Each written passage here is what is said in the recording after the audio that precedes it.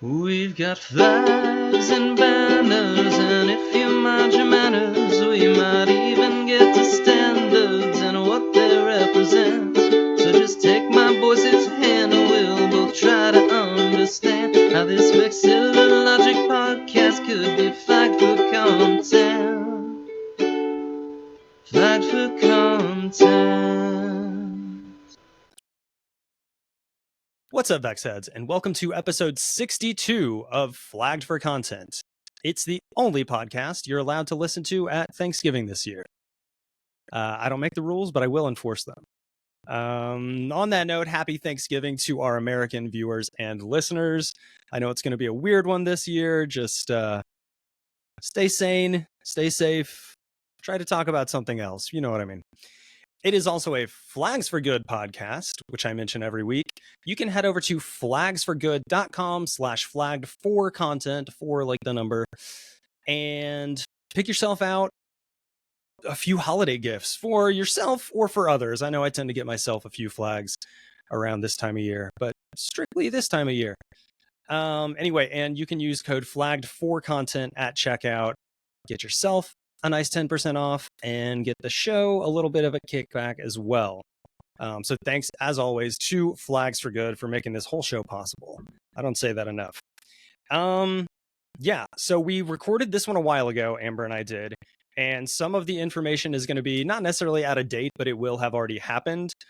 For one, NAVA 58 has happened at this point. It was a smashing success.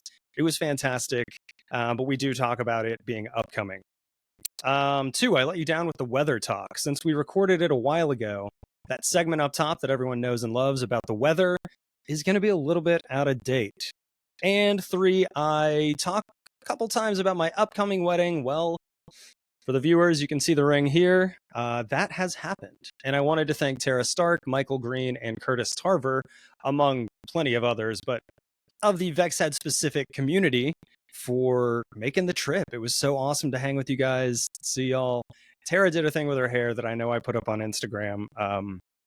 Anyway, yeah, it meant a lot seeing y'all there. Let me see. Oh, I do apologize. There are some random like skips in this. I tried to do this like easy editor thing just to save myself some time because it's been so busy lately. And it cuts out like sometimes too much silence, so I do apologize for that. I don't think it's too egregious. It cuts out a few of my ums, but as you'll see, not all of them. Wanted to mention we are on Blue Sky now, so you can go to @flagged4content, for like the number as always, .bsky.social if you're on Blue Sky, and find us over there. I'm finally just... I'm going to troll the Restore Utah's Flag people maybe still on Twitter, so I may keep that up. But other than that, I am pretty much moving over to Blue Sky. So if you followed us on Twitter, go follow us there. I did want to mention merch as well. Again, stocking stuffer, holiday ideas. We have a Redbubble store. The link for that is on our Linktree, linktree.com/flagged4content, all spelled out. And yeah, pick yourself up or someone you love some cool Flagged for Content gear. Let me see. I'm going long on this because I haven't talked to y'all in a minute, and I do apologize for that. I think that was most of it, other than another link on our Linktree is the Patreon, which I've got some very cool new ideas for. I did an episode recently with Christoph Hook that I didn't mean to make live to everyone. It was supposed to stay within the Patreon, but I made it live on YouTube due to some technical thing. Don't worry about it. And it was a lot of fun to have like multiple people in there in the chat at the same time, like asking questions, making comments, all that stuff. So I think that's something I'm going to do moving forward. I'm not sure what the split will be between being on Patreon and not, but if you want to just go ahead and get all of that stuff as soon as it comes out and participate in the live stuff, head on over to patreon.com/flagged4content, spelled out. I think that's pretty much it. I don't need to tell you how much fun this episode with Amber was because you will hear that pretty much right out the gate. But it was a blast. Amber was so fun to talk to. She is a huge help at every NAVA meeting. Coordinating, like they would not work without her. So yeah, huge shout out to Amber. One last shout out, since I just realized it's in my background. The NAVA, 59 flag is right here. That will be held in Seattle in late summer, early fall of next year as well. And Adib Al-Talal sent me a few of these, I think like 2 or 3 of these. So what I'm going to do is a kind of giveaway for one. I'm not sure what form that's going to take yet, but it should be very exciting. You cannot get these anywhere. So if you want one, stay tuned into the show and especially social media to see kind of what form that takes. I'm thinking I may do it as the next season of Fresh Flags first place trophy. Anyway, that is all a lot to get through. I will not waste any more of your time. So please enjoy episode 62 of Flagged for Content, and please enjoy your Thanksgiving. Folks, we have a true luminary of the vexillology world here this week. You know her as a Victorian-era reenactor. You know her as a ghost hunting facilitator. And you know her as the first vice president of a little thing called NAVA. Is Amber Atteberry. Whoa, hey, Andy. Thanks for having me. This is a true honor. The honor is all mine, Amber. Thanks for coming on the show. Oh my gosh. Don't give me that much pressure. Oh, it is, it's the pressure that I give to everybody. It's, you got to perform. I brought you on, and now it's all you. Ooh. Oh, boy. No, I would never do that to you. We wrote up a doc and everything. It'll be fairly easy. Well, thanks for having me. I love it. Yeah, no, honestly, for the folks, kind of like a behind the scenes thing, Amber and I do talk about every 2 weeks, given that we, mostly Amber has been planning the upcoming NAVA 58 meeting, but I am on those calls, those Zoom meetings as well, doing some of the tech side stuff. So this is not the first time we've talked, and it won't be the last time we talked. I think we have another one this coming Sunday. This Sunday. As of recording time. I don't actually... Now that I think about it, this may come out after NAVA 58, but in any case, whatever. Just know that we've talked, listener, viewer. So yeah, Amber, so you are down in Florida. I am. St. Augustine, Florida, about 40 miles south of Jacksonville. Gotcha. And our listeners are dying to know, they don't tune in so much for the flags as for the weather. So what's the weather going on? Down in St. Augustine? Oh boy, it's boiling. Okay. Yeah, it's pretty warm. You can definitely kind of sense that climate change. It's starting to creep down. But we are probably in for a pretty intense hurricane season. So we got to keep an eye on that. But I'm pretty sure I'm a lizard person. I was born for the heat. I'm a Floridian in the environmental sense, not the political sense. So I definitely need a hoodie. I need a hoodie at 70 degrees. So. Right. Okay. I gotcha. Yeah. It's, right. I am a Tennessean, but that is, I always think it's hot here. And then I look at I look at Florida and I'm like, nope, not doing that. I do not know how people retire to there. Cause I can't do the heat at 36. I don't know how people do it at double plus that, but whatever. Anyway, you know what? We're going to wrap up the weather segment early because we've got, one, because it's a total fucking joke. And two, all right, first off, now I can mark this explicit. And two, because we have so much to get into today that we just do not have the time. I'm going to give the VexHeads a rundown of what's on the flagpole today. And it's a lot. We have our typical over and underrated flags. We will get some insight into NAVA leadership and what it's like to be on the NAVA board. In this case, specifically the first VP, as I mentioned. We will get into the nitty gritty of being one of the few women in NAVA. Possibly get into some Florida flag stuff if we have the time, and get into a republic that may or may not exist. So definitely tune in for that. But first, Amber, before we do get into any of that, I like to ask my guests, what is the flag that got you into flags, and how did that come about? Oh boy. No, I do love this story. I get there's exactly two camps of reaction to this story. Some who think it is great and funny, and some who are just absolutely baffled. So I do love this story. It was actually in 2017. Well, I'll preface this by saying, growing up in St. Augustine, I've been starting to be flags my whole life. There are 5 flags over St. Augustine. We have been bounced from the Spanish to the British, back to the Spanish. We're French, now we're American. So there's just every flag all over the place, hanging everywhere. Just all part of our history, and it's beautiful. So you could say that got me into flags. My friend Vern got me into NAVA. My first NAVA meeting was in 2015. I couldn't go in 2016, but I knew as a true vexillologist in 2017, and I learned this in a mosh pit. Right, typical story. Go on. Yeah, absolutely. Just NAVA's roots are in mosh pits.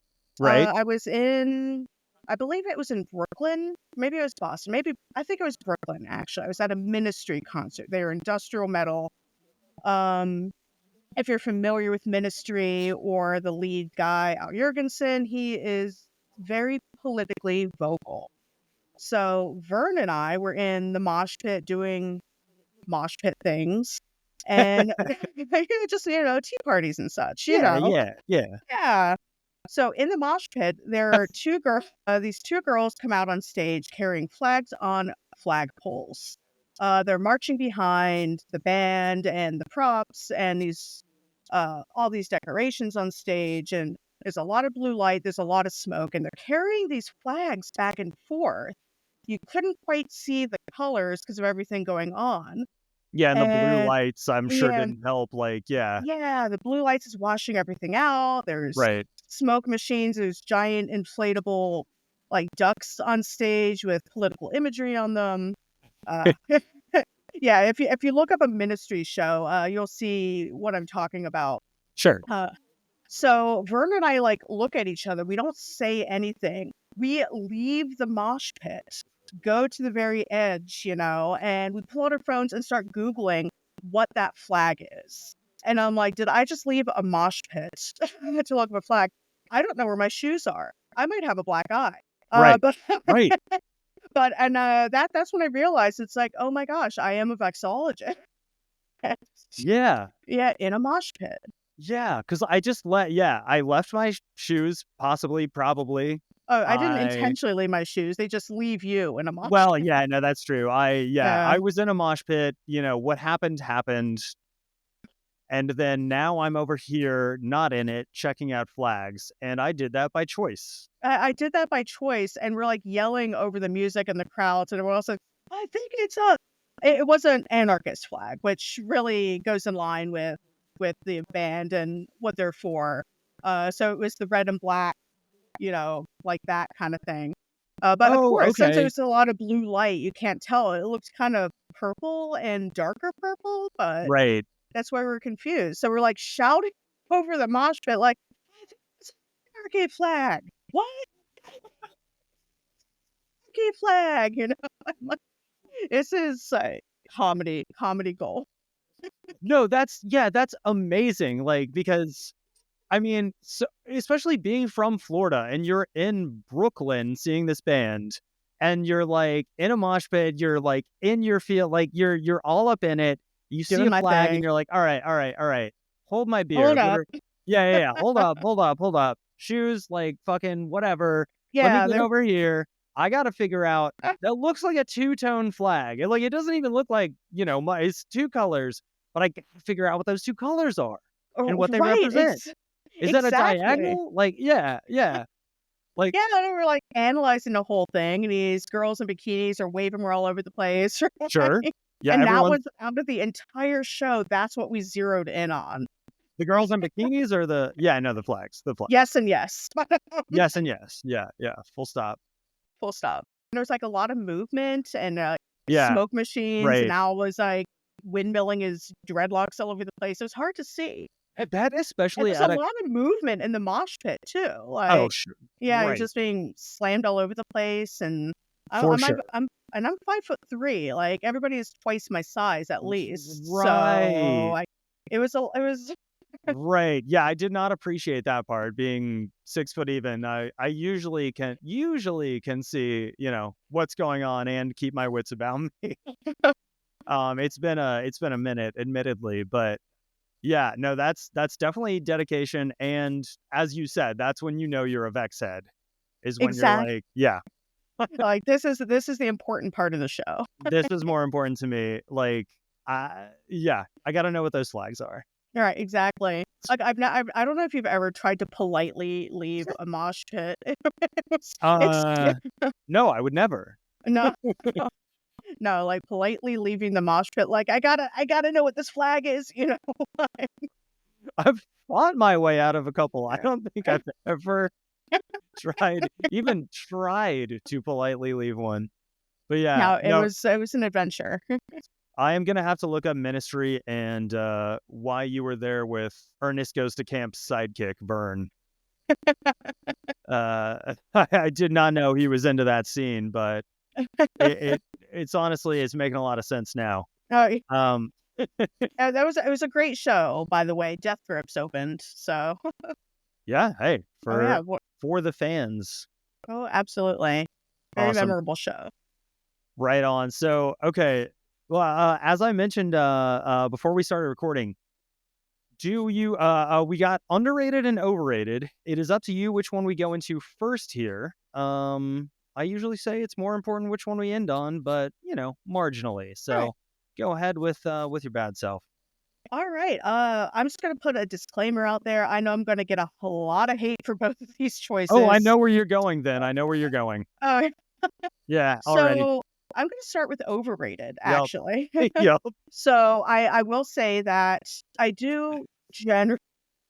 I was about to say there's gonna be a hit on me after this, I'm sure. I'm gonna be kicked out of NAVA. So overrated. Now I will disclaim that I do love the design. It is just a bizarre design, and I generally love it. But I do describe it as overrated just because of how oversaturated it is, and it is Maryland. What? Seeing if there's anybody at my window right now. Seeing if Yeah, there's right. Yeah, there's a right. little red dot that appears like on the side of your. Yeah, no, it's like it's the most controversial thing I've ever said. I think. I mean, yeah. No, You remember who won the award last year and what that Oh, paper was on? oh, right. Just No, saying. oh, that's true. No, I do like that's what I'm saying. I do love the Maryland flag, but I do say it's overrated just because of how oversaturated it is. You see it everywhere, Yeah. even more than the Chicago flag. It's yeah. I can't even say why I feel it's overrated. I think it's just maybe it just everywhere and I can't handle too much repetition. I guess. I don't know. And it is like a beautiful mess, I will say. It breaks every rule in the world, but I don't know. I think a keyword that you said there kind of like offhand was like repetition, because like the flag in itself has so much repetition that when I see the flag repeated, I'm like, that's just repetition on repetition. Yeah, it's too much for me. It's too, like, I don't know, what's the word? Like garish? Garish is probably a word I would Yeah, use for it. that's a good I would say a good word for It's the Maryland flag. And I say that with much love. I do. Much right. love and respect to the Maryland flag, but I'm sorry, get out of my house. You're not for me. Yeah, no, I agree. I will give it this. I love how much Marylanders love it. And that's exactly it. Like I will never shit on somebody for loving their flag and promoting it and putting it and in as many places as they can. Like that's basically what we're all about. Not just as an association, but like this show, like you and I as people, like that's what we're all about. This particular flag is not for me, but I respect your passion for it. and And that's exactly it. I respect the passion for it. If you want to like wrap your truck in the Maryland flag, just don't park it at my house. And I feel that it's also a little hypocritical of me to say, being from Florida, because Floridians put their flag absolutely everywhere. Do they? I at least here, Okay. I have a little joke with my friends that a Floridian if they either have a fish tattoo, a tattoo of the flag, or a tattoo of the state somewhere on their body. And, Ah, and I've seen a lot of Florida flag tattoos, and the flag is everywhere here, but I don't know if it's as plastered everywhere outside of Florida. Like, you're going to see the Maryland flag outside of Maryland. You can be in Antarctica and you're going to see it. oh yeah. They will find you, put it in your Yeah. yard. Yeah, Tara Stark, who's been on the show a couple times, like, and who from NAVA Oh, stuff. yeah. Yeah. She talks about how the Maryland flag is like an invasive species, basically in Philadelphia, or in like Oh my parts God. of Pennsylvania, like basically the greater area outside of Maryland there. And I think honestly that's a perfect term for it, because Marylanders do tend to take that everywhere with them. I think like almost on a par with I talked about it in a recent episode. I don't know what order these are going to come out in, to be fully honest, but on a recent episode I talked about the Texas flag in a very similar way. As Texans, they love their flag, they move out of state, and then they spread that everywhere. I think Maryland's very much the same in that respect. Absolutely. Invasive species is a perfect descriptor. Yeah, yeah, for that's the all Maryland credit to Tara. flag. Yeah, Tara, you were a genius. Oh, and I know a lot about invasive species, and I didn't really think of Marylanders as one of them, but I will now. Thank you. And that is coming from someone whose mother is from Maryland. And so, Didn't know you had ooh, ties. maybe that's also part of about the Maryland flag. Just Right, my right. mom, maybe it's just something about Marylanders. She's like, "Hey, did you know I'm from Maryland?" I'm like, "You've told me every day for 40 years, mother." Yes, I do. Right.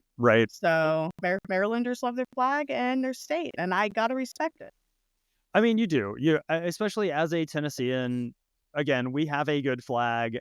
I like to put it everywhere. I like the tri-star design. Tennessee is actively putting it in more places. Like every bridge we build, it's like stamped into and painted on like the overpass. Like we are putting it in more and more places because we are so proud of it. It's on like all the I voted stickers, everything like that.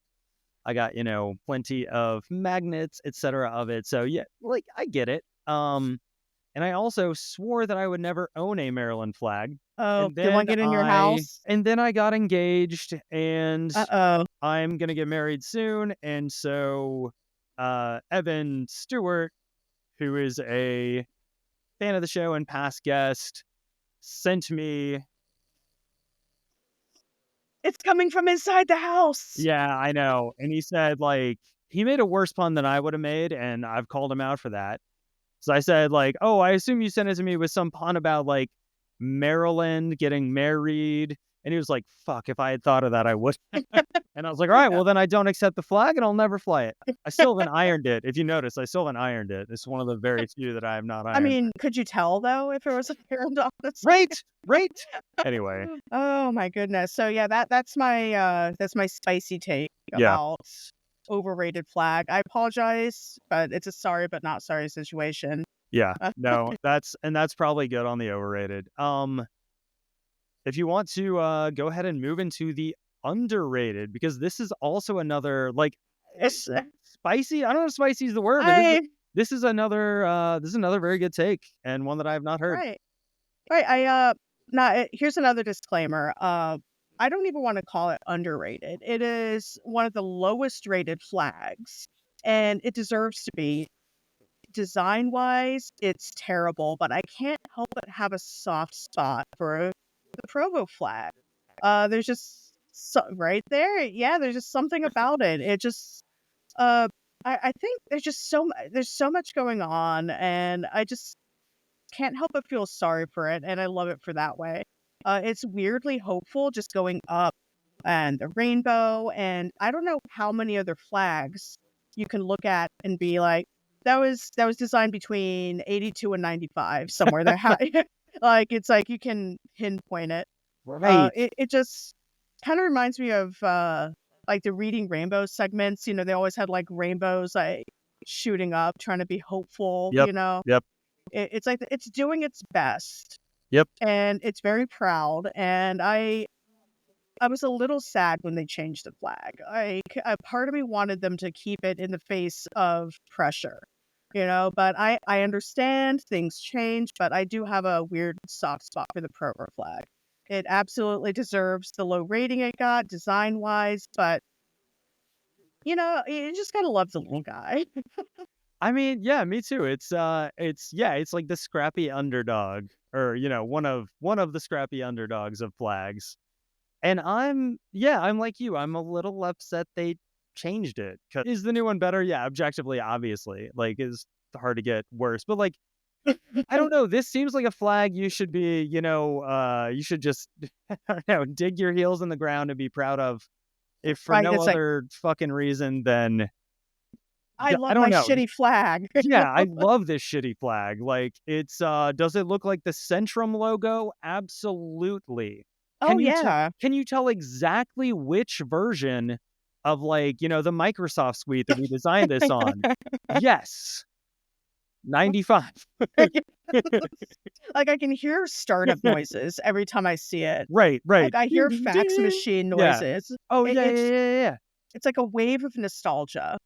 Yeah. Right. And for people of generally our age, that's like visceral. You're like, oh, I see the Provo flag, and it takes me back to, like, God, I want to play like kid picks and like do all this other, like, I don't know, like, yeah, it definitely takes me back to an era.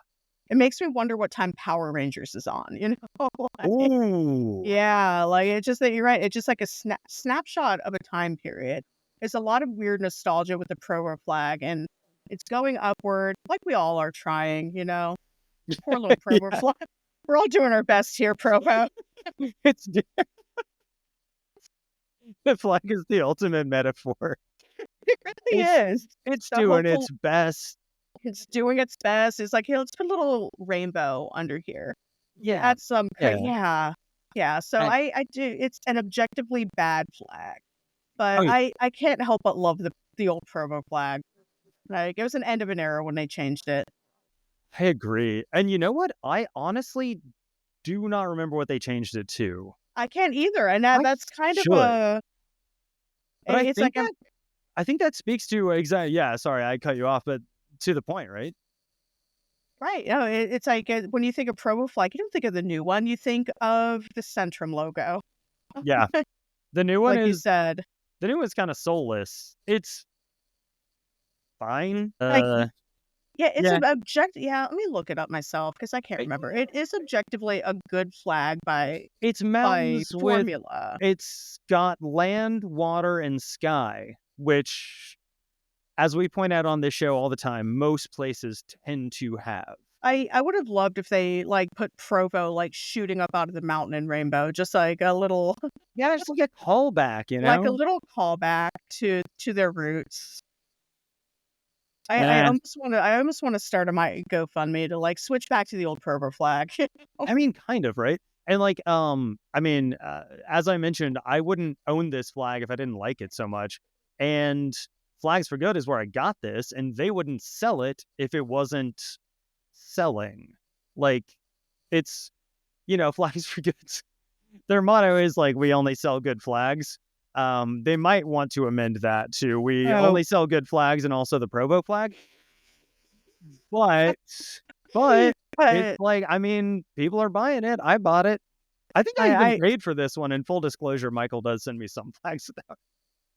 I might actually have to purchase this flag just because it just makes me so much joy, weird joy that I can't explain. It's just nostalgia. Right. Yeah, absolute nostalgia. I would not blame you. And Amber, when you do, use code FLAGGED4CONTENT for, like, the number at checkout. Sorry, I had to get that in there because I think I'm legally, I don't know. I'm gonna write that down because I will not remember. Oh, it'll be in the show notes and the video version. But in the meantime, because we don't know when this is coming out. But no,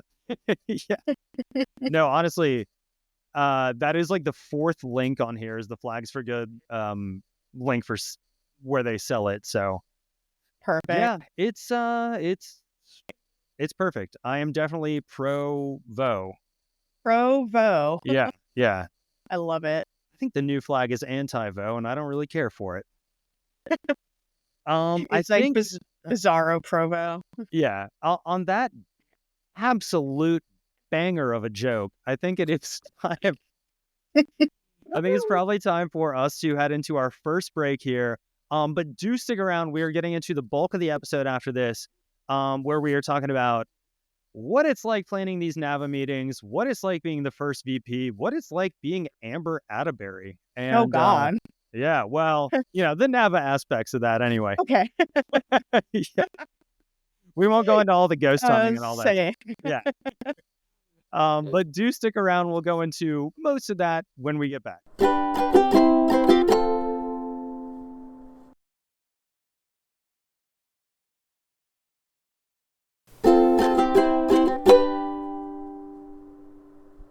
Okay, and we are back, more with NAVA's first vice president, Amber Atteberry, but she wasn't always the first vice president. Amber, I'm curious to know, and I'm sure the listeners are as well, when you got into NAVA and kind of like how you moved up through the ranks to get into that position. So let's, as I always say, start with the start here. Start with the start. It's just my thing. Yeah, I love it. So yeah, I would my first NAVA meeting I attended was in 2015. That was in Ottawa, with my friend Vern. He's the one that got me into vexillology and flags in the first place, and funnily enough, ministry. So I missed 2016 because I was trying not to die in a hurricane. I had some priorities there, and it was Hurricane Matthew. I'll allow it. Yeah. Good. I would say things amped up in 2017. That was the Boston meeting, and I met a lot more people. But I would say in 2018, maybe even 2017, I would say 2018 is when I first started helping out with conferences in a small way, helping on being on the planning committees and doing things like that. Right. Okay. And after a little while of doing that, I was approached for a position called First Appointed Officer. Basically, it was a new board role. I don't think anyone occupies it now, but it's basically a junior board role. It's not a voting position or anything of the sort, but I guess it could be described as like training wheels, I guess you could say. Okay. Like you see kind of how it works, how leadership works, how running things work, and kind of see behind the scenes.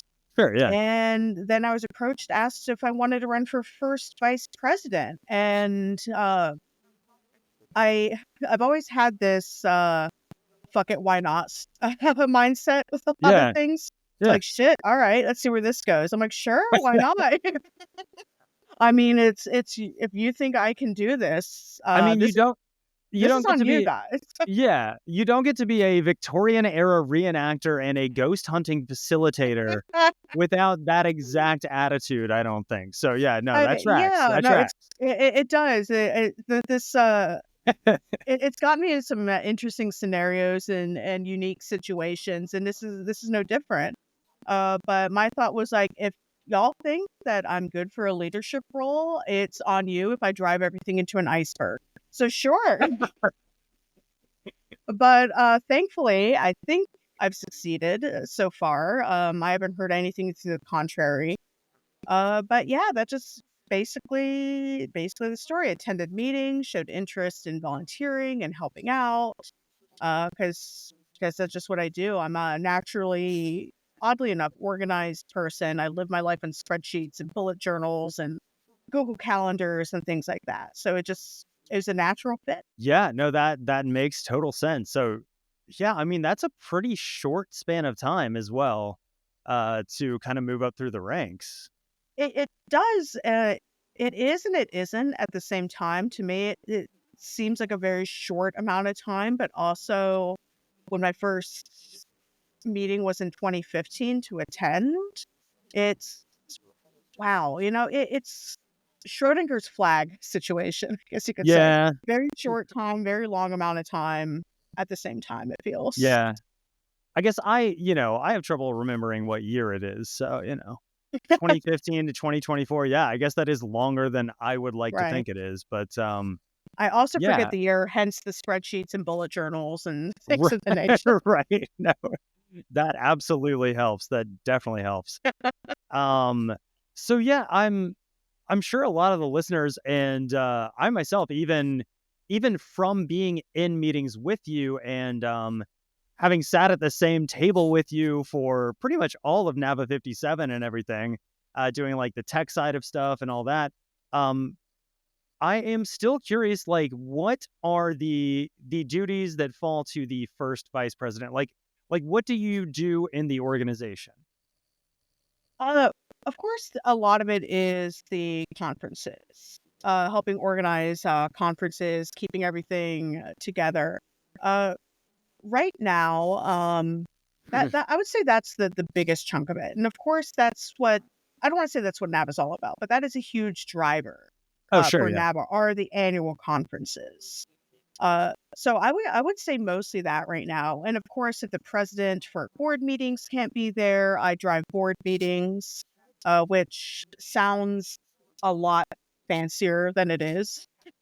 For me, Right. it's just basically going down the agenda that I was already given and saying, okay, we're doing this now. Okay, we're doing this now.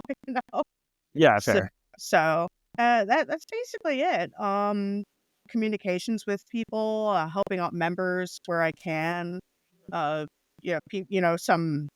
I don't want to say that some people find me more approachable. I don't know if that's the case at all, but I am approached a lot with like questions and things like that at conferences, things like that. I think just maybe because I am the one of the ones on the ground. I mean, I think that's fair. For just like a, to use your word, on the ground example, I think we've probably cussed 20 times in this episode, and I don't think I did at all in Ted K's. So as far as approachability, you're fucking nailing it on that. That's 21. I don't know if Ted K curses. I don't know. I don't know if the man does. And that's not a knock. That, that's... No, absolutely. That's more admiration. I can't get Yeah. through my morning routine. I can't even make it past my first fucking cup of coffee without dropping at least 3 or 4 F-bombs. It's admiration Right. for the man that I've not heard him swear. Yeah. I got my coworker who is a hardcore Baptist churchgoer to say, I give a shit. And and you know how much work that took me. And I still have yet to hear Ted curse. So that I have nothing but admiration for the man. Right. This is, I do also want to be clear. That is not a, Ted is fucking fantastic. I'll put it that way. I admire the hell out of Ted. It's an regardless honor to of work with him. Exactly. Yeah. It's an honor to speak with him, to have his number, to work with him, talk with him, like all that shit. Like, Absolutely. Yeah, that was not meant to be Ted, if you anything listen but to humorous. Ted, if you listen to this, I am dying to not go a day without fucking cursing like you. Yeah, I don't know. That is something to aspire to for me. I don't know if Ted will listen to this, but I know Steve Wheatley will, who is the second VP, which actually kind of leads me into a question that we didn't necessarily discuss. But I am a little bit curious what duties, like, what's different between a first VP and a second VP, because not every organization or association has that distinction. Is it worth even...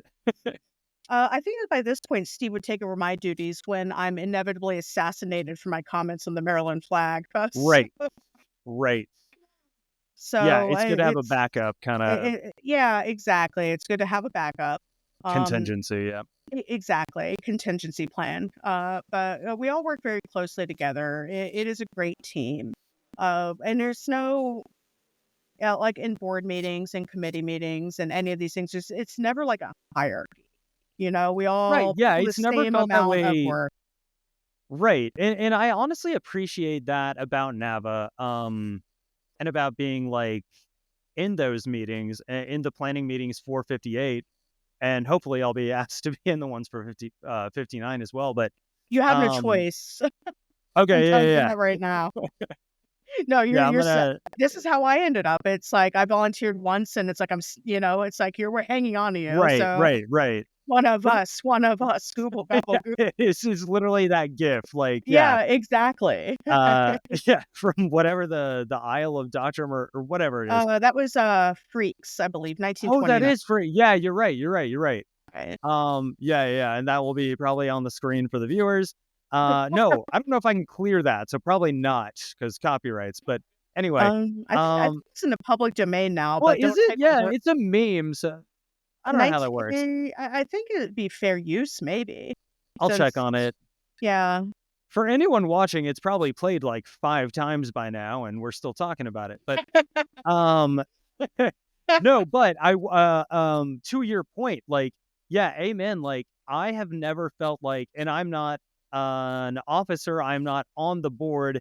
I am the guy who does the tech stuff for the NAVA conventions, at least for 57 and for the upcoming 58 one, which may have already happened by the time this comes out. But yeah, and it's been nothing short of like an honor and very pleasant to be in those meetings because, like you said, there does not seem to be a hierarchy when you're all in the meetings. Like, obviously, there's somebody that kind of moderates it, like usually Ted if he's there, or yourself, or like whoever's kind of. There are different people that kind of like guide the discussion, but it is just that it's a discussion of like, all right, various points. Like, all right, how are we looking on this? How are we looking on that? It's never felt like anything less than like a very, very open committee where even I, as a little, person who's not on the board, feel very welcome. So, I will gladly and openly say that. And that's to not just your, but everyone's credit, I think, on the board, which is great. Right. And that's Right. that. No, That's just absolutely. that. That's just that. No, it's a very open. Even the board meetings, any NAVA member can sit in on the board meetings, and Right. there's a spot at the end of each board meeting where NAVA members can give their feedback. Mhm. So that I feel like that kind of is an example of how these board meetings go and what it's like being on the board. It's like there's no like, oh, it's the president, It's like, Yeah. oh, hey Stan, what's up? Like what's going on? It's all very even, and I appreciate that. Yeah. Come, open invitation. Come and try and get Ted to curse, Yeah, Uh, 10 points. 10 points. 20 points if you can get Ted to drop the F bomb. oh man, I'm giving 50 for that, but yeah. Right, right. Oh my No, goodness. yeah, no, like, and that's exactly the point that I was definitely and totally intentionally leading you to. But yeah, no, those NAVA meetings, not just the board meetings, but like the ones they have for like redesigns, the ones they have like listed on the website are open to any NAVA members, and they are awesome resources. Oh yeah, if you're a NAVA member, you're more than welcome to listen on the board meetings. Yeah. To hop on, and we do get people who do hop on. We have regulars, and oddly enough, and once in a while, new faces. Especially if you're a local to the area where the conference is going to be held. Like, obviously the St. Paul ones are kind of wrapping up as we get closer to it, but Seattle is the next one. And if you're a Seattle local, like, yeah, I mean, once those meetings start, yeah, definitely feel free to hop in on those, give Oh, absolutely. recommendations. Especially myself as the runner of like the game night stuff and the Vexy bits, which are basically two of the more casual. The game night thing is even optional. Well, yeah, I guess both are technically optional, but like I am always looking for recommendations of where to host the game night. What a good crowd would be, stuff like that. So yeah, feel free, members, to hop into that stuff anytime. Absolutely. Yeah. Seattle people, if you want in on the planning, please email me. I will drag you in. Yeah, absolutely. And I kind of wanted to touch on something that we got into on the Flagpole segment up top. And this is a an interesting topic that we have not touched on because we haven't really had the chance to yet. But to be totally open, frank, etc. about it, you are the only woman on the NAVA board, and women are in the minority in NAVA in general. And I've had a few listener, viewer, etc. questions on, and I regret that it's so open-ended, but basically just on kind of what it's like being in what can be seen as an old boys club. Now, the old boys club moniker is changing as we get some new, like, younger members of all genders. And so that is rapidly changing. But as you said, you've been in for longer than that, 2015, I think you said. Right. And so I'm just like, I'm curious, and I bet/know that a lot of the listeners are too. If there's any insights you could kind of give us on moving in that space as somebody who is a little bit of an outsider in that space. Right. It is interesting that you bring that up. I have been a NAVA member for 9 years, 10 years next year. And that seems like a long time, but I know to some in NAVA, that's a drop in the bucket. And even today, I do feel like a baby NAVA member because we do have a lot of members and plenty on the board who have been a member of NAVA for decades. And I will say it is a little intimidating, but I've never been intimidated, if that makes any sense. Makes total My sense. Oh Yeah. yeah, and that's something I really appreciate. I've never been, I don't want to say harassed or bullied. Those are such harsh words. It's never been brought up that I'm like a baby vexillologist or a younger at 40, which is funny for me to think about. But a young but Yeah, like I on know on that. the Yeah. but on the a younger side for being a NAVA member. It's never been anything but welcoming. And with that being said, I do understand that some people seeing NAVA being around for a while, especially some of the more senior members have been around for, I can understand where it'd be intimidating. If I wasn't directly invited to be involved, no, that could just be my own introversion or, millennial neurosis speaking. I wouldn't have really like stepped up, but I am glad I did. It's been wonderful. It's been nothing but support. And I will say that NAVA is the gold star on my resume, even more than the ghosts. The ghost job. Well, that star would just disappear. So, I Oh, mean, yeah, no, that's I would walk yeah, through a wall. Yeah. makes sense. So NAVA has been nothing but welcoming to me. And we are welcoming. We are growing. We do have some younger members coming in, and it's really wonderful and heartening for me to see NAVA grow and step into a future. Yeah, fantastic. I mean, so honestly, I was hoping that segment would be pretty short because that segment being short means there's not much to report on it. Which in turn means that, yeah, it's been fine. It's been normal and good. Oh yeah, Which is what it sounds like you're saying. Like, I'm just, obviously I don't and can't have the same perspective as you on that. So, it's, yeah, yeah, I'm just curious, like, I don't move in admittedly many spaces that don't overwhelmingly have people that look like me, to be totally frank about it. And so I'm always interested in people's stories where my story of that is not typical. And I think it's interesting to talk about. But from what you're saying, it's basically a non-issue. I would say it's a non-issue. It's been nothing but welcoming. NAVA is very welcoming of new members. Of course, we do have a welcoming committee. We have a volunteer who actually reaches out personally to new members, and so we're getting a lot more interest. We're getting a lot more member sign up. A lot of it, Yeah. admittedly, did have to do with COVID because people were stuck in their houses and all that. So we did have a surge for COVID, and it dropped off a little, but overall, NAVA is growing. It's wonderful to see, and I am absolutely honored. Yeah. Gold star of my resume, I do say. Yeah, and I think like off air we also talked. You're not even the first female that's been on the board. Is that correct? Oh, that is absolutely correct. In fact, let me make sure I have this correct. There have been women that have been even president before me. We had Grace Cooper. There's Doreen Braverman.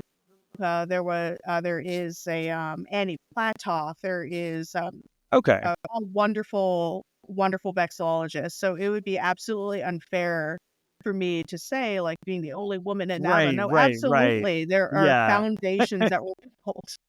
Absolutely. Yeah. So yeah, being a woman on the board has never been like a weird issue at all. It's all been so very natural. If anything, I made it an issue by even asking. But no, I mean legitimately. It's something good to bring up. Because it's not. I mean, it didn't really even occur to me that I am a woman on the board among, more experienced male vexillologists. But that's the fact that it's never really occurred to me until you bring it up kind of speaks to NAVA's openness and natural acceptance of anybody. Right. Yeah. Absolutely. NAVA is for anybody. Yeah. I mean, the way I like to word like who the show is for, but I think this also extends to NAVA, is that it's for VexHeads of all stripes. Exactly. And that's, me putting a little bit of wordplay on it, but it also literally is, I mean what I say, like, of all stripes, like fucking anybody can hop into this, can hop into NAVA, can like, do really well, can go really far. Like, yeah, if you've got the interest, then it doesn't matter who you are. Is the headline. Yeah. It's funny you say that. I'm going to have to dig it up. That it was Annie Platoff that had a wonderful, let me see if I can actually find it here in my mess of NAVA documents. It's yeah. I'm glad I'm not screen sharing right now. All of you think very lowly. Let me see. I'm trying to remember which year it was. Oh my goodness. You don't really realize. NAVA 52. How many documents you have many documents I have until I have to find them, and then it's quite stressful. But Annie Platoff spoke wonderfully about what NAVA is about, and she had this elegant thing that, of course, I cannot speak. I don't know it off the top of my head. I would just absolutely butcher it. But I do have it somewhere. Don't you worry. Probably a hard thing to Google too. Oh yeah, hold on. Annie Platoff speech. Yeah, she gave a wonderful. Oh wait, is it where no flag has gone before? No, she's written a lot of. Okay, because then I was going to say, because then I might have actually found it. All right, no. Oh, gosh, it's gonna bother me if I can't find it. And is it Old Flags, New Meanings? She has written so many things, but specifically for NAVA, who's welcome in NAVA. I'm trying to remember which one that was. It just me trying to associate numbers with things. Was it here? Yeah, like Jim Carrey exactly. In that one movie. Right. As I get older and I attend more meetings, it's getting, well, of course I can't find it now. And I found it the other day, just like screwing around on my own computer. I'm like, oh, I should remember that, and I will never need this again. But of course, we can edit all of that as I'm just blathering on. This is thrilling podcasting. People love it. Okay. Oh my goodness, it is gonna bother me. And it's okay. We will find it, and we can like put a link in later. Okay. And people that listen can find it in the show notes. People that view it can also find it in the show notes, because Okay, wonderful. I'm probably going to put it there either way. Maybe put the link up on the screen, but anyway. Yeah, once I find it, I will let you know. The headline is that Annie Platoff had a killer speech. Yes, absolutely. It really encompasses what NAVA is about. Right, right. And she said it more eloquently than I was blathering on for the last 2 minutes. Do you have like a paraphrase of it or a headline, or Uh, would you rather not even? I'd rather not Okay, try to gotcha. butcher Annie's wonderful words, but basically, NAVA is for everyone, whether you're have a slight interest in flags, whether you're in the business or whatever you are, NAVA is for everybody. This is the right Reader's Digest version of it. Fair enough. Absolutely. Yeah, I can't find it either. So we can probably Yeah, no, it's keep it moving from that. one of those things I find. I'm like, oh, that's sweet, and then I forget what No, happened it's to all it. right. Yeah. But no, okay. So yeah, that is all definitely very interesting. I've never been, I can't remember the last time I was an officer in anything, let alone an organization as big as NAVA. Actually, I'm curious, like, I don't know if you have this on the top of your head or not, but like, how big an organization is NAVA currently as far as membership goes? As far as membership goes, the first number that's popping into my head is probably right around 1,000 or so members globally. Okay. And Uh, most in the US, but not all? Most but not all are in the United States and Canada. But Oh, we right. have Yeah. we have members from all over Europe. We have members from Australia. We have members from New Zealand. We have members from Cameroon. We have everywhere, Yeah. absolutely everywhere, and it's such a joy and an honor to meet members every year at the annual meetings who are able to make it. Yeah. Last year alone, we had, what did we have? We had Cameroon, and because we had the Uh, flags up for the various countries of foreign, or members from elsewhere. right, Cameroon, New Zealand was there, represented. I want to say Germany. I'm not exactly sure. Um, Can't remember either. I know I could dig. Cameroon. I could dig up my notes and even speak to Peter Ansell, who would know Familiar. this. Yeah. Who would know Yeah. this? We could pop that into the show notes too, if you wanted to. If Yeah. anyone is interested. And so many people that have like moved, and like Dean Thomas is from New Zealand but lives in Arkansas, weirdly. I think so. That sounds accurate. Like among others. Yeah. Anyway, all right. That's probably good for the middle segment here about NAVA, et cetera, et cetera. When we get into the third segment here after the break, we've got a few questions for Amber. We've got a few very interesting things on some Florida flags that may not be the ones you expect. They may also be the ones you expect if you listen to the top of the show. But yeah, all that when we come back, and we will see you then. All right.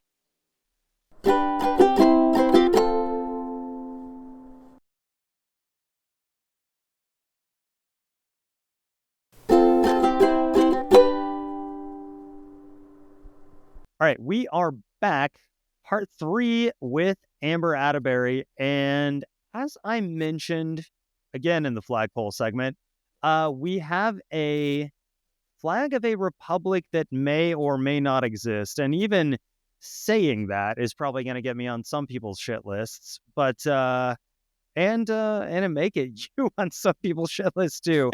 Granted, those are my words, but not Amber's. I will let you kind of explain where this flag came from and what it is. All right.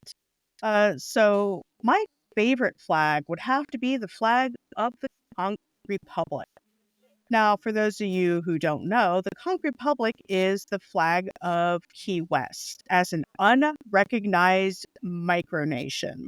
Now, there are several reasons why I love this flag. It's just I do love the design, even though there's words all over it and a number right there. But as we've learned from my love of the Provo flag, I like slightly unhinged flags, which is also funny to say since I'm not really a fan of the Maryland flags. So I have no rules here. So, right. Yeah, totally fair. Yeah.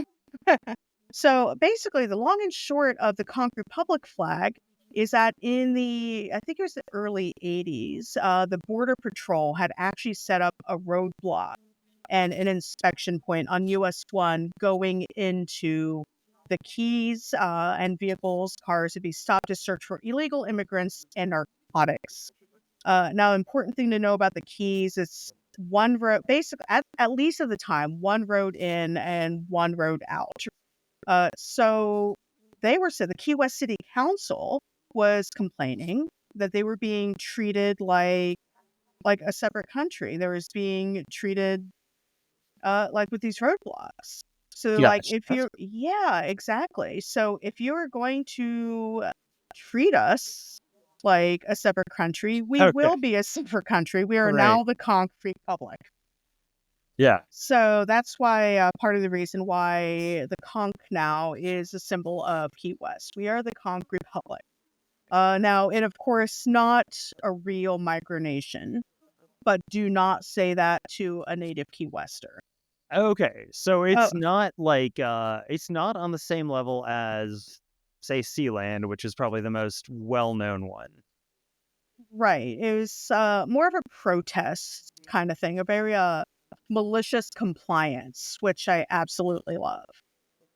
And I feel like it just fits in Or culture. non-compliance as Yeah, the non-compliance, yeah. exactly. Like malicious Yeah, non-compliance. yeah. Like you treat us like this, we are this, which Right. I feel is very admirable. And the culture of Key West is it fits right in. Key West is like no other place. Um, Yeah, I don't know much about culturally. Key West, so give me like the elevator pitch on Key West here. Like that kind of leads to all of this. Right. So I do love Key West. I'm a Northeast Floridian, but I do love the Keys. Of course, very southern. We have this. They have the southernmost point in the United States, and of course, when people today think of Key West, they probably think of Jimmy Buffett. Unfortunately, but at Key West, there's really no describing it. I can't even. That was actually where I got married. It was on, we, much younger, we stayed at a campsite. We're able to sleep on the ground. Cannot do that these days. So our bodies say, no, you need a bed. Yeah, right. But I don't know, just the culture and atmosphere of Key West, it just really fits in. I Okay. really don't have any words to describe it. No, I mean, as soon as you said Jimmy Buffett, I was like, all right, I get the vibe of this place. Right. I'm personally not a fan of Jimmy Buffett. No, me Or neither, but I still get the vibe of this place. Yeah, most people. Yeah, he sings about that's what really brought a lot of attention to the Keys was Jimmy Buffett, which is I feel like it's a curse because he brought a lot of like strange development to the Keys that it's changed, but things are about change, unfortunately, and fortunately sometimes. Right. And so the Keys are islands, right? A string of islands, yes. The Okay. Keys is all the islands, and Key West is a specific one. I guess you could say the main one. I say I got married in Key West simply because it's easier to say Key West. Well, no, I got married in Key West, but our campsite was at Boca Chica, which is another key, about maybe 15, 20 miles away. Yeah, you don't have to tell me. Right.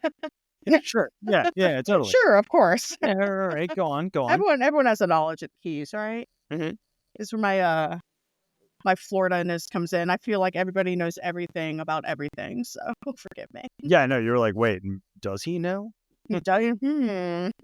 I don't. Yeah. Okay, right. So, okay, so and you can get there. So sorry, I'm like looking this up in real time too. You can get there via bridge. You don't have to like take a boat there. No, you can get there via bridge. There is the 7 Mile Bridge, which probably one of my favorite bridges. And it is odd to have a favorite bridge. I know, and I have two favorite bridges, which is another podcast altogether.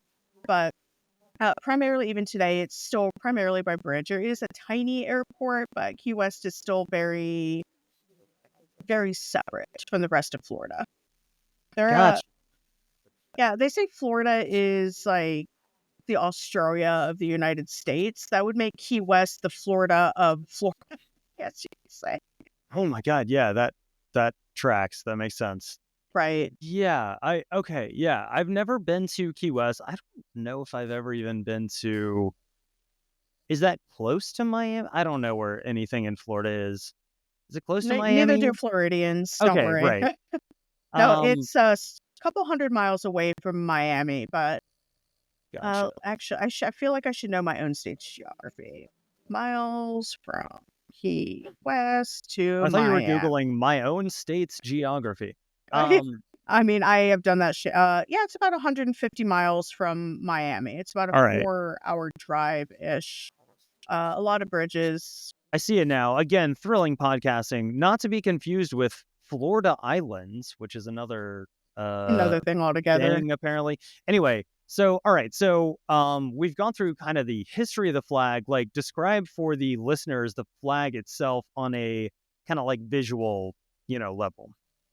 It is, of course, there's more words on it than necessarily needs to be. There is a dark blue, really nice shade of dark blue. And when Key West was founded, 1828, and there are some constellations on either side of a sun. And in the middle of the sun is a conch. And it says Conch Republic over the top. It says 1828 right below that and to one side, and Key West in the bottom, in case you were still wondering what any of this was. So it is a messy flag, but I think this is my Maryland flag, honestly. Like, it is. Yeah, so I understand where Marylanders are coming from. Like, say no more. Like, I get that. I mean, do say Right. more because we need more description. But on that point, I do get that. I do get that. Right. No, it is this the Conch Republic flag. Listen to me, flag is my Maryland flag. Right. Yeah. Right. That makes sense. And it's Yeah. got the it's got a sun with what, 5, 6, so what, 11 points in the middle. I assume that has something to do with something, but you never know. You never know with And the then does it keys. also have the like Southern Cross and Northern Cross, or what are the two? I don't know. It has two constellations on it. Yeah, let me look that up. I'm not sure what which I feel like I can vamp for long enough for you to look up. Right, I'm going to look that up. Yeah. I feel like I should know more about this flag. It just kind of is. No. I mean, and I'm sure, like, actually, I did mean to ask this earlier. Like, do you see it a bit in Florida?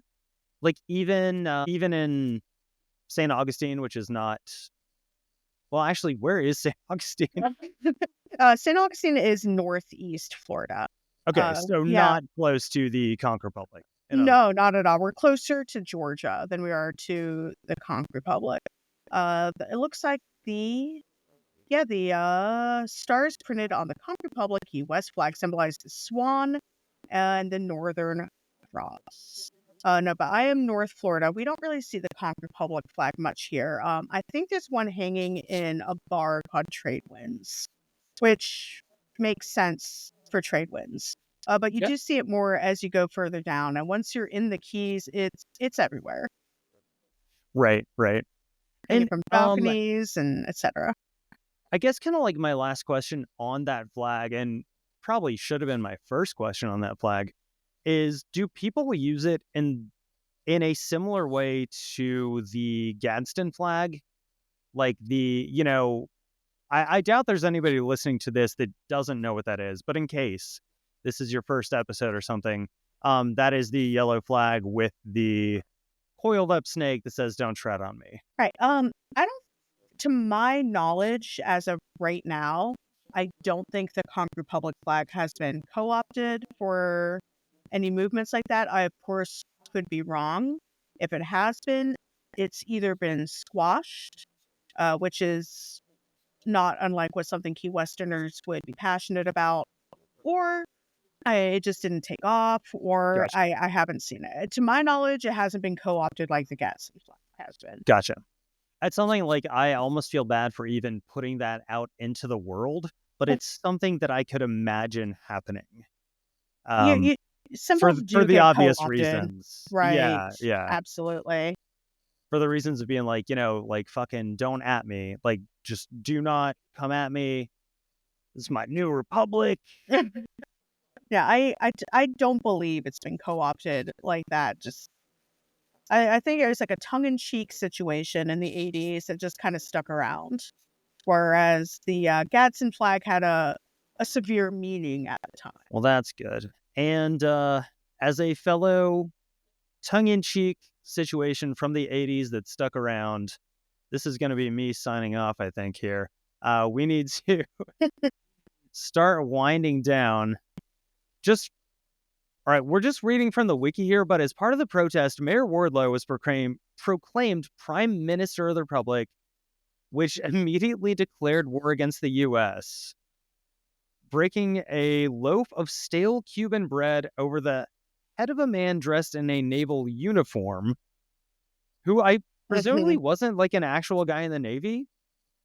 I'm not sure. I think it would have to be because they surrendered 1 minute later to that guy and then applied for $1 billion in foreign aid.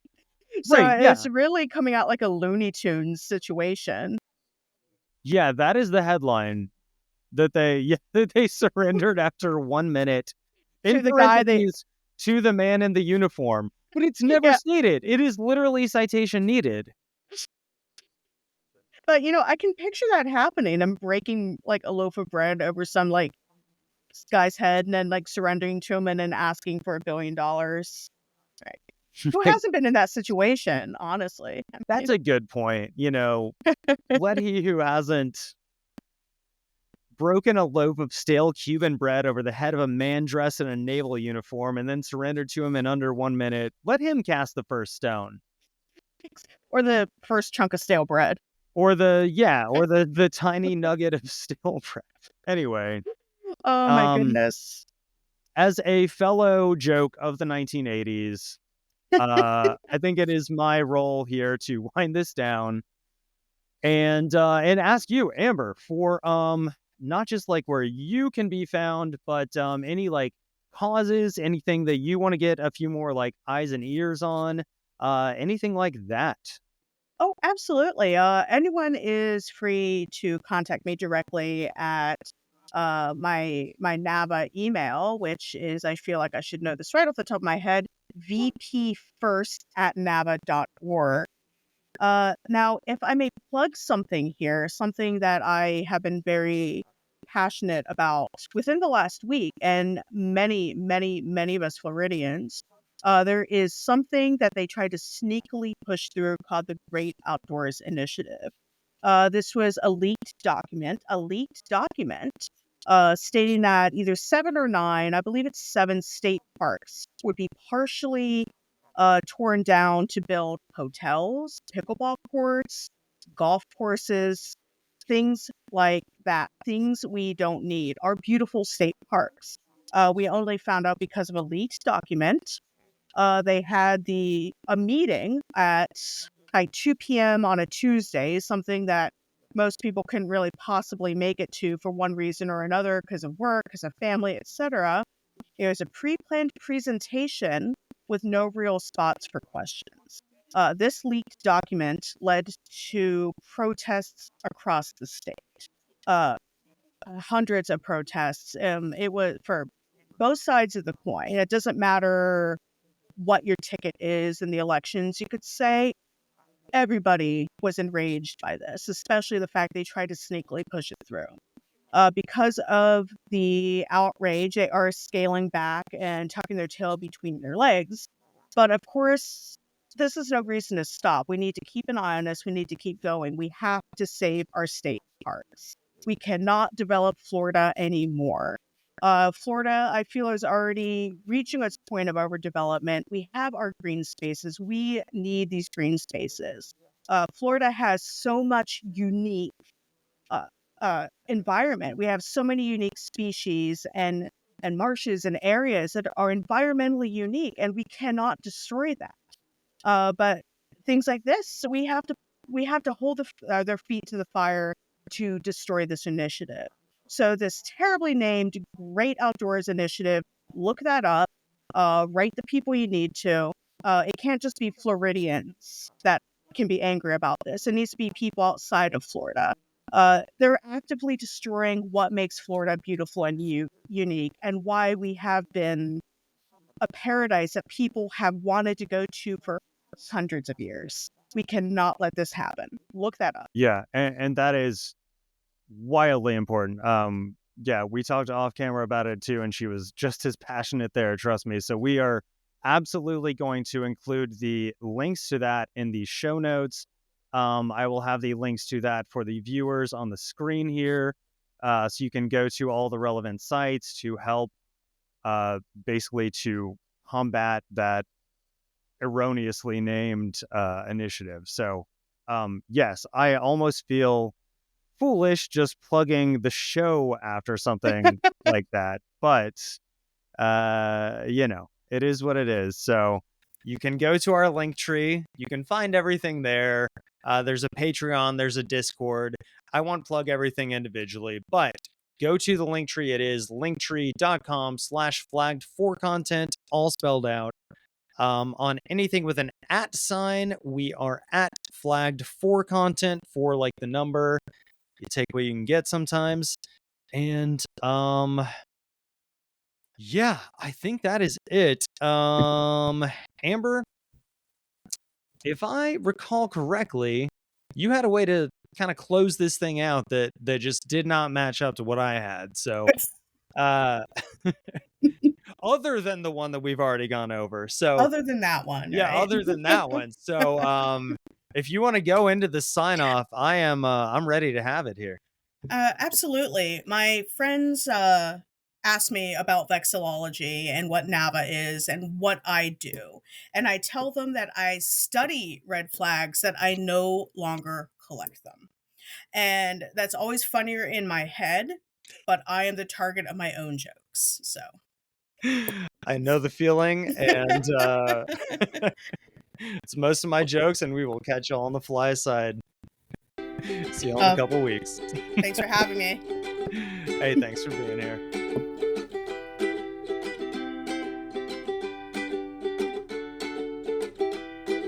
Flag for Content is proud to be sponsored by Flags for Good. Go to flagsforgood.com for more information.